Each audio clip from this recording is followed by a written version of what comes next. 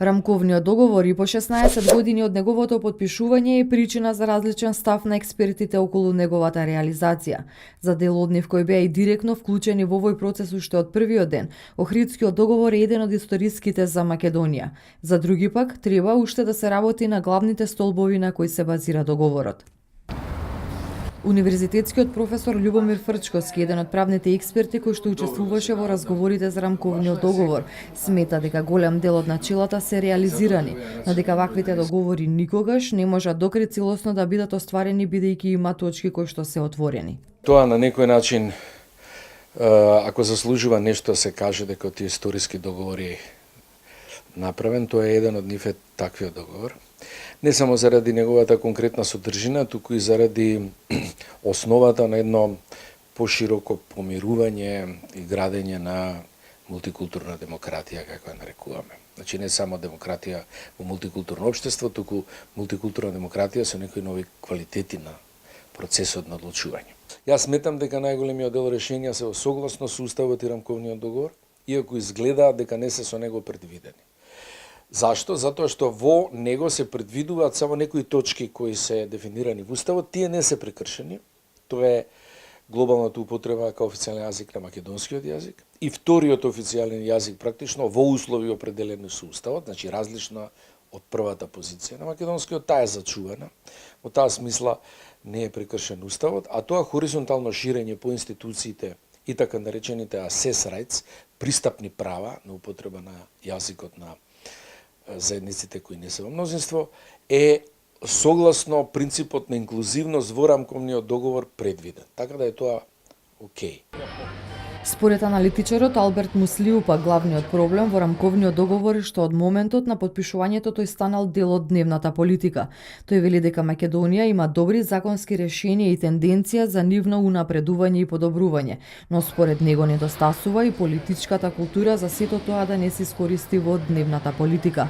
Едната страна целиот овој период се прикажуваше као победник во процесот и тоа мислам инсистираше да го материализира политички, другата страна инсистираше да се прикаже као спорувач и бранител на некои интереси и целиот овој процес тоа го комплицираше. Имавме голем број на импровизации, во суштина идејата на Охридскиот беше компромис, идејата беше одење напред на целиот тој процес. Ја мислам дека сите страни да му придеа на Охридскиот договор као придобивка за Македонија и као дел од уставниот поредок, дека целата работа многу побрзо се завршеше и со многу помалце травми. Да не навлегувам на детали од тој рамковен, тој има некои столбови, као што е децентрализацијата, правичната застапеност, користењето на символите на етничките заедници. И ние сите сме свесни дека низ целиот овој процес дел од нив се импровизира, имплементацијата беше слаба и тоа генерираше, како да кажам, зголемени тензии меѓу заедниците, иако првичната идеја беше зближување и социјална кохезија на тие заедници. И тоа мислам дека е главниот проблем, значи недостатокот на политичка и волја и храброст да тоа што е договорено се имплементира и Македонија таа глава или тоа поглавје на својата историја го затвори и да се бави со други работи. Муслиу очекува дека во наредниот период многу работи ќе се променат, особено сега кога како што вели тој има подобра атмосфера на владење. Целосната имплементација на Охридскиот рамковен договор според Муслиу реално ќе обезбеди похармоничен соживот во Македонија и подобар напредок. Рамковниот договор беше потпишан на 13 август 2001 година во претседателската резиденција на Водно во Скопје, а свој подпис ставија тогашниот претседател на Република Македонија Борис Трајковски, поранешниот претседател на ВМРО ДПМН и премиер Љупчо Георгиевски, претседателот на ПДП Имери Мери и тогашниот претседател на СДСМ Бранко Црвенковски и на ДПА Арбен Џафери. Потписници на договорот во својство на гаранти беа и специјалните представници на Европската Унија и Соединетите Американски држави Франсуа Леотар и Џејмс Пердју, кои што учествуваа во преговорите.